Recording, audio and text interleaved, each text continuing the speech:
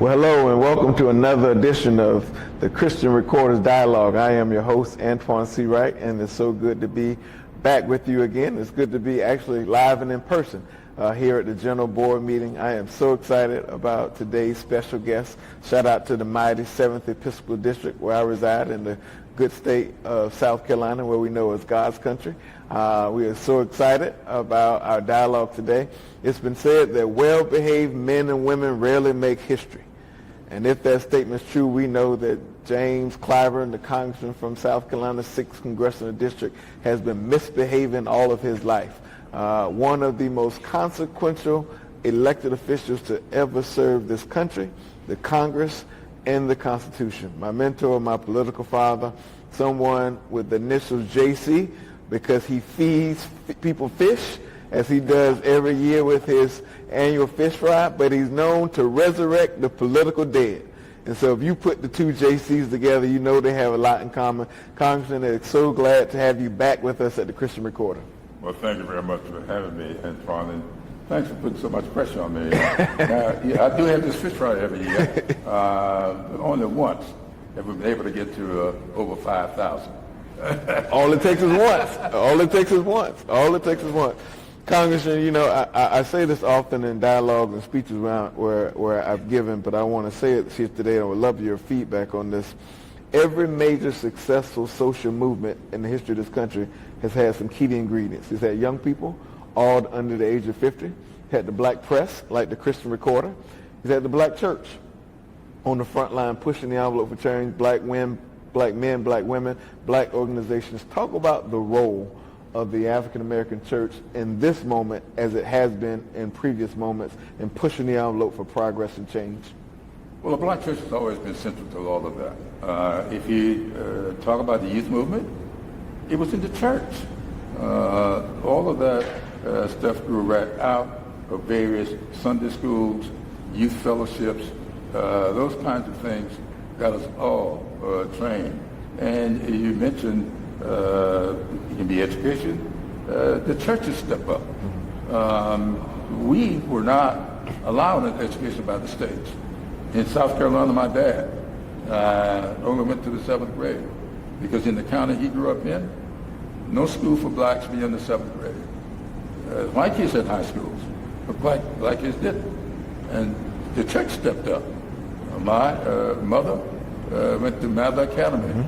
The United Methodist Church stepped up to provide education. There was another Mather down in Beaufort, private, the Penn Community Center. It came from the private sector.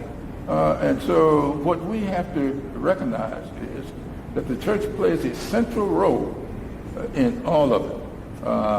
We never would have got the civil rights activities of the 1960s off the ground, but for the black church.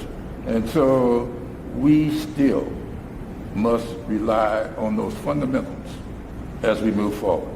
The independence of the black church is critical, and you cannot allow the black church to become compromised. And that is what is being attempted today. There are corporate moves in this country, there are federal moves in this country trying to co-opt the black church. That's what we got to fight against. You know, speaking of the fight, you know, there's this old saying that I oftentimes repeat, can't remember where I stole it from. It may have been the great Floyd Flake, but it says, all progress is not permanent. You oftentimes talk about history. You oftentimes talk about the erosion of history right here happening before our eyes. Can you talk about, in your lifetime, as you are close to celebrating your 85th birthday here in July, can you talk about how you've seen progress eroded in such a way that you did not expect? Well, you know, history ought to be instructive. And if you look at it, and I tell people, just think about what you're saying. They call the civil rights movement of the 1960s as the second Reconstruction. So if there's a second Reconstruction, that means there was a first. So then, if there's a second Reconstruction, that means the first must have come to an end. So the question is, could this be the end of the second Reconstruction? That's what we got to guard against. So if history is going to be instructive, hopefully we learn from what happened at the first Reconstruction and will not repeat those mistakes. I'm afraid that not enough people have learned the lessons of that history. George Santayana once wrote, if we fail to learn the lessons of history, we're bound to repeat them. So we've got to learn these lessons, and we've got to make sure that we don't repeat them. And so there's a fear here that what we see happening at the governmental level, Project 2025, I call it Jim Crow 2.0, which means that there was a Jim Crow 1.0. It came to an end. Jim Crow came to an end with the 1954 Brown v. Board of Education decision.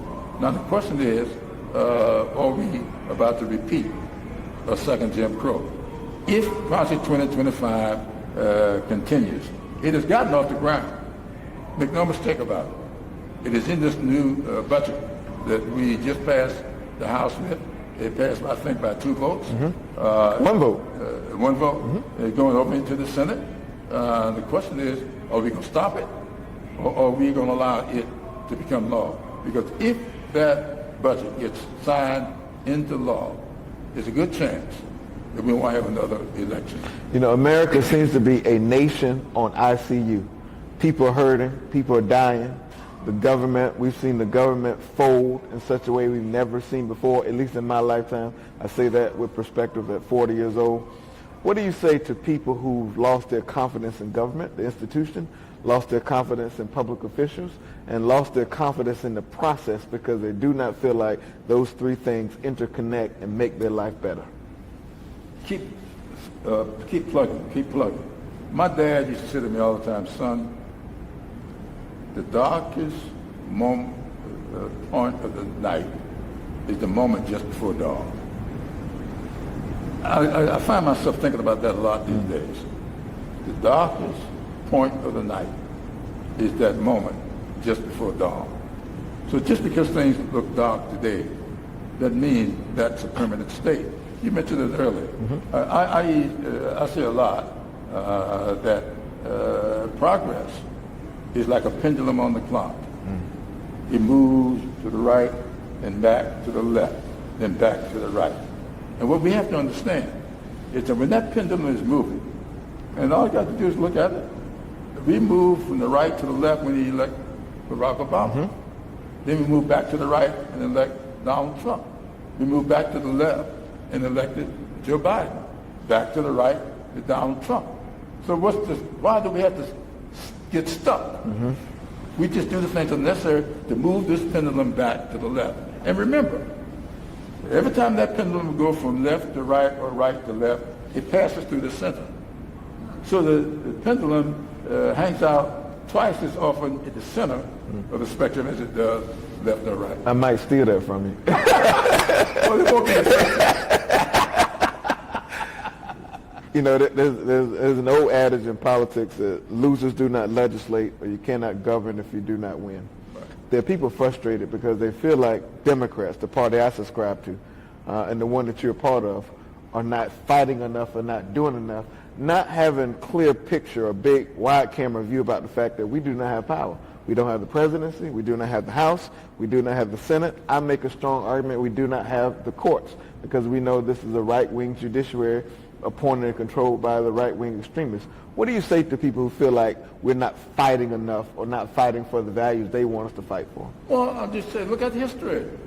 Look, the Supreme Court gave us the Dred Scott decision. Most historians believe that's the worst decision ever issued. The Supreme Court gave us Plessy versus Ferguson. But that same Supreme Court gave us Brown v. Board of Education.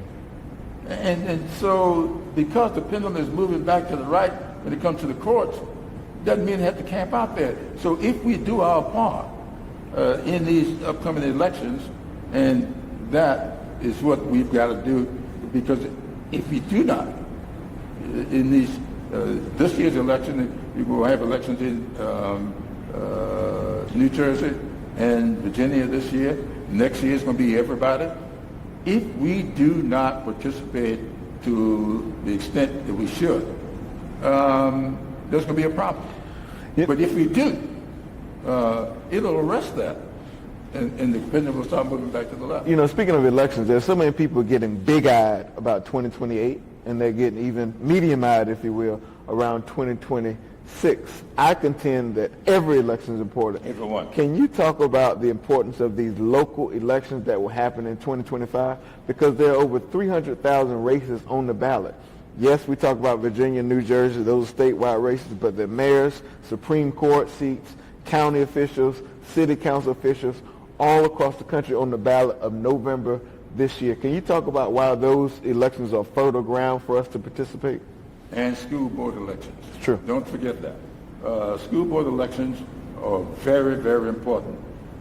Those school boards decide what books are going to be used in the schools. And we in South Carolina, for instance, where you and I reside, we made tremendous progress starting back with Dick Riley, the governor. And quite frankly, we are doing well today. But we messed around and went to sleep and we elected a school board superintendent, state superintendent of education, who's trying to turn the clock back. No matter how conservative it may have been. We had Republican superintendent of education before, but we've never had what we've got now. Somebody who's trying to turn the clock back. And so, we got a Republican governor in South Carolina. And you know very well. You get along with him very well. I get along with him very well because he's not out trying to turn the clock back. He is a conservative. He is not a reactionary. And so we have gone to electing these reactionary people like we have in the White House now, destined to turn the clock back in so many ways. And if you put all of this stuff, the education, all the things that govern us back into the hands of the states, what you're going to have, we have 50 group of laws governing the rights of people. When we've had one government, and your rights as a citizen of South Carolina should be the same if you go to North Carolina, because we're all citizens of the United States of America. So if you're going to have one set of rights in North Carolina, another set of rights in South Carolina, that's not the way you build a nation. That's how you install an autocracy. And that's what the threat of doing. You use the word citizen. I think it was Justice Frankfurter who declared that the most powerful office any man and woman can hold in this country or in an organized democratic society is the office of citizen. Right. We sometimes take that for granted as black Americans with the power of our vote, our network and our net worth. Can you talk about the power of the African American vote? Because history has proven, and you know this because you're a historian, every time we've showed up in record numbers or in large numbers, the political tectonic plates in this country have shifted in such a way that progress has been measured more so than our parents and grandparents could even think about. Well, I tell people, first of all, when you call yourself a citizen, I ask, are you a citizen of South Carolina? Or the United States of America? Or are you a resident of South Carolina and the United States of America? There's a big difference. A lot of people are just occupying space. They are the resident. This is their address. But as a citizen, you have certain rights and responsibilities. And when you only enjoy or participate in the rights of citizenship and don't participate in the responsibilities of citizenship, you're just a half person. So what are the responsibilities of a citizen? To guard this economy, to guard this democracy, to guard this community, to guard this family. That's what we do. And you cannot do that by just being a oppressor, just enjoying the rights. You got to feed into this system. You got to make sure that you're doing the things that are necessary for your children and grandchildren to reap the benefits of what you're doing. And you can only do that by fulfilling your responsibilities. And the first, and I think most important, job of a citizen is to show up at the polls every time they open and vote. And it's not just when you have a presidential election, because no president has ever come to your school board meeting. And so when the school board is making a decision about who the superintendent is going to be, about where the teachers are going to be located, about what books are going to be there, you can't sit back and say, let somebody else make that decision. I'll show up when we have a presidential election, That's not fulfilling the responsibilities of citizenship. You know, Joe Biden was one of the most accomplished and consequential presidents to ever serve our country from my vantage point, considering slimmest majorities in our nation's history, the progress he made. We accomplished so much legislatively and socially, including giving you the nation's highest honor of citizen. The Presidential Medal of Freedom was awarded to you by President Biden. What do you say to the legacy of Joe Biden from a policy perspective when we've seen all of that rolled back at a rapid pace? They've broken the speed limit in terms of rolling back the policy agenda that has arguably been more beneficial to black Americans than any other constituency in this country. All you got to do is look at it. Don't pay any attention to what shows up on social media. It befuddles me when I talk to people and they start telling me what they saw on social media.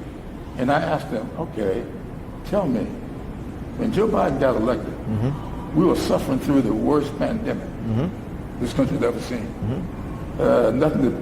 Anything close to it since back in 1918.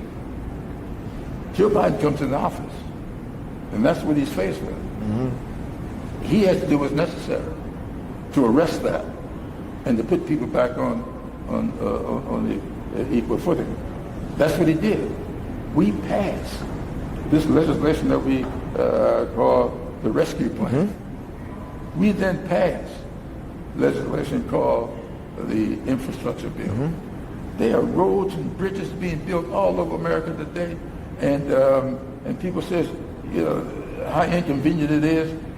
All of that is because Joe Biden got this bill passed and did it in a bipartisan way, and people told him he couldn't do it. But he did it.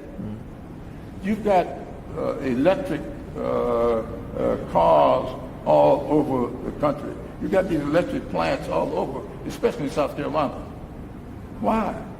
Because Joe Biden passed the bill that created this new economy that's taking place all that. So we've done the rescue plan, we've done the infrastructure bill, we've done the CHIPS and Science. CHIPS and Science. That's where we got all these factors from. We got the Safer Communities Act, we got the PAC Act. These are things that people said could not be done, and they have been done. And when you see people, and I run into them all the time, they're now getting 90 and 100% disability, having fought in Vietnam and was only getting 10 and 20% disability. Why did it jump up to 90 or 100? Because Joe Biden decided that we're going to go back and pick up all those people who got exposed, not just to Agent Orange. We had Agent Orange all the time. Burn pits. There were other pesticides in the burn pits from Afghanistan and Iraq. These things were brought in, and people are enjoying it, and they're saying, well, he never did anything. Well, please, tell me. Well, there's the one you forgot about, and you're the godfather of it. Broadband access. People are watching this interview thanks to broadband access. The black church, more so than any other group in the country, benefited from broadband access because when the pandemic happened, we had to shift our focus and our attention to worship online. Because of you and your authorship and your direct advocacy to the president, broadband access was a plus, was a must, not a plus. Absolutely. Well, you know, I'm glad you brought that up. You're welcome. I sometimes forget. But you know what I did with that? I tell people all the time. When the internet first came online, there was a nickname for it. And a lot of people don't remember that. Al Gore, right? Al Gore, yeah, give the nickname. It became the information highway. Super information highway, I remember that. That's right. So I said to the little group, I pulled this little group together because my late wife suffered with diabetes. And one of her doctors told me one time that we were never going to solve this problem of diabetes until we had telemedicine. Because the rural communities throughout South Carolina did not have access to teaching hospitals. And then what happened was the late detection of diabetes, which starts in the legs and stuff. People sometimes say that's arthritis and like that. No, the early onset diabetes. He said the only way that you can do that is to have these rural communities connected to these teaching hospitals. So he showed me in his office how we could solve this problem. That's what started me on this. And so I gathered this little group together, and I said, now, you know what? We get ready to do an infrastructure bill, and we're going to call this bill this giant bipartisan infrastructure bill. I said, we cannot pass an infrastructure bill unless we treat the information highway the same way we treat the interstate highway. And so that's how this all got started. And you know, I had no idea it would be as successful as it did.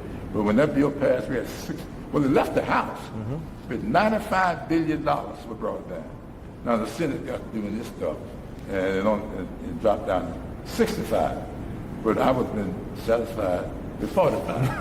But we've got enough money now to put broadband in every home in this country.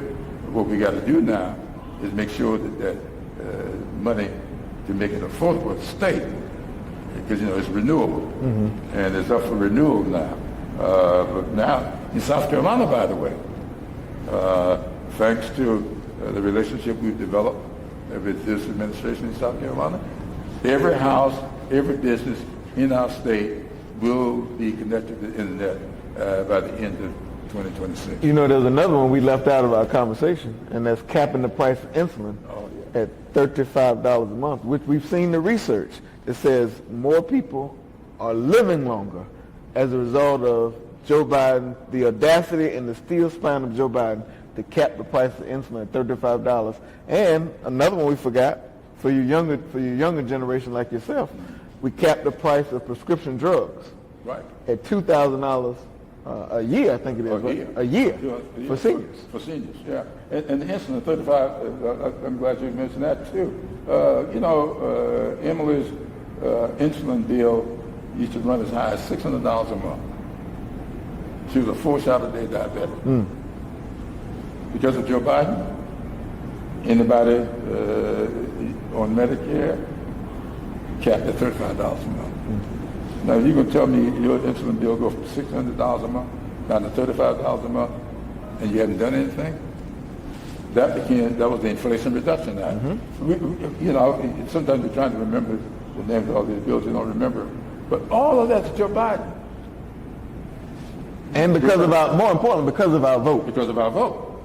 Because our vote. You know, the rescue plan, infrastructure, chips and science, inflation reduction, safer communities, the PAC Act for veterans. You got to go back to Lyndon Baines Johnson to find an administration that has done as much for ordinary people as Joe Biden has. It's a good segue to, I think, a relevant conversation. Politics has become now more than ever a game of emotions. Everything is emotion. Right. At one point in time in history, it was all about policy, politics, and people. Now it's all emotions. Right. When you take the emotions out of it, because I think you have to in this moment, and you look at the policy, and you look at the big ugly bill, largest cut to supplemental nutrition assistance programs in history of this country. 16 million people will either be kicked off their insurance, paying higher copays, paying higher deductibles, nursing homes shut down, rural hospitals closed, etc., tax breaks for gun silencers, and all the detrimental things that led legislation. From a policy standpoint, what are the conversations we should be thinking about and listening to as everyday citizens who are just trying to figure out what can we do to be helpful? Well, you know, let me take one little thing that you mentioned there and what just recently happened. In this new bill, they have removed the protections from gun silencers. They're going to say now that you can use these gun silencers. Just think about what just happened in Minneapolis. A man across the street from that first house heard gunshots. Okay, if this guy had the silencers, he would never heard the gunshots. They went to 4 homes on that list. They found people in 2 of them. Shot 2 of them dead and 2 of them left injured. There were 45 homes on that list. If this guy had silencers, how many homes you would have gotten to. This is the kind of foolishness you get to see in this bill. And it talked about the proliferation of guns. We are recording this program on the 17th of June, on the 10th anniversary of the Antjuan death. All about the guns, people getting guns that they should not get. This administration is making it easier for the people of ill will. I said in my speech today in closing that Martin Luther King Jr. warned us that the people of ill will in our society were making a much better use of time than the people of goodwill. And so what we've got to say to the people of goodwill, you got to start making better use of your time. You know, I believe in the power of prayer. My father was a minister. He told me all the time, son, pray every day for good health and strength. Then get up off your knees and go to work. And so let's pray, but then let's work. You cannot pray for election results. You got to work for election results. You got to outwork the person that's of ill will. And so when we gather all the people of goodwill, and it's time to go to the polling places, we got to be voting. When it's time to go to school board meetings, you got to go to these meetings. When it's time to step up and come to the aid of a church member, you got to do it.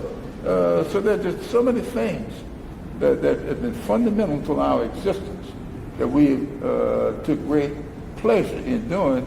We seem to now want to leave up to others. And nobody's going to come in and save us from this. And this is the problem that we got to be saved with. And so, you know, when people tell me, well, just leave it in the hands of the Lord, I say, well, what does it mean when you ask the Lord to make you an instrument of his peace? If you ask the Lord to make you an instrument, you ain't leaving it up to the Lord. You leave it up to the Lord to provide you with the health and strength to go out and do certain things. So we're going to have to wake up and begin to claim that which has been passed on to us. Our parents. I think about our good friend John Lewis a lot. And I wonder sometimes when people tell me they're getting tired, they're giving up, they've stopped voting. What if John Lewis had given up? What if Martin Luther King Jr. had given up? What if Jim Clyburn had given up? Well, I learned from those I don't know where I would be. I learned from those two guys. I mean, really, sitting at the knees of Martin Luther King Jr. You know, I had my Saul of Paul experience in his presence in a meeting that started around 10 o'clock one evening and ended 3 or 4 o'clock the next morning. I've never been the same since. The same weekend I met John Lewis. And I tell people all the time, things don't happen as fast as I want them to.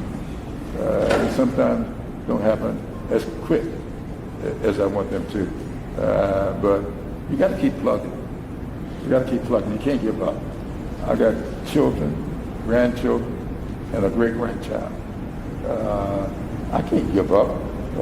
I know that little girl who's only 2 years old now. What's she gonna think about her great-granddad if he sat silently by and let things just happen? I got one more question for you. Sure. Put one more pitch down your plate, one more fastball down your plate. There's a generational argument taking place in this country, whether it's in the church, social organizations, in our party, in American politics, around the world. There's a generational argument taking place. What do you say to the next generation who's trying to figure out their why and their way, but somehow or another feel like they're being paralyzed by the generation ahead of them? Well, I'll say two things.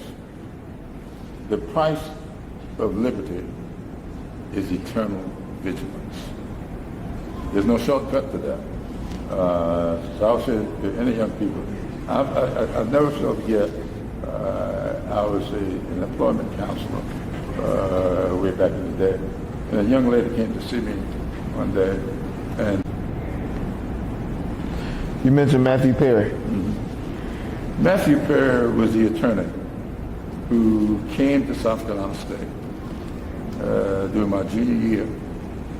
We had just been arrested for sitting in.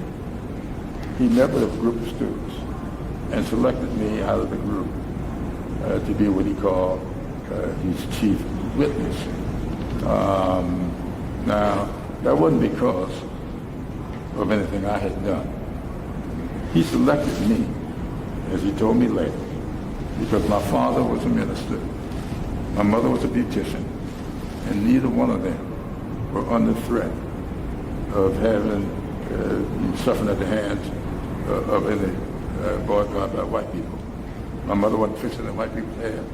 My dad wasn't preaching that in white people. So I was insulated from the system. But that's why I try to tell young people, look, find out what it is that you can contribute, how you can contribute. And then talk to people like Matthew Perry, Ida Quinton Newman. I had these people, Marguerite Howard, Ernestine Walker. These are people I still remember. These are people I met when I was sophomore and junior in college. Matthew Perry, I was still in high school. So these are the things I say to young people, look, put in the time, make the commitment, and you know, and people will know when the time is for the assumed leadership. There's a lot of mistakes have been made when people try to shortcut the system. Every generation will have its sets of challenges, but every generation will have an opportunity and an obligation to leave this world better than it found it. Jim Clyburn is living proof that every generation will have its sets of challenges, but he is also living proof that every generation can leave this world better than it found it. Thank you, Mr. Clyburn. Thank you all, and I'll see you all soon.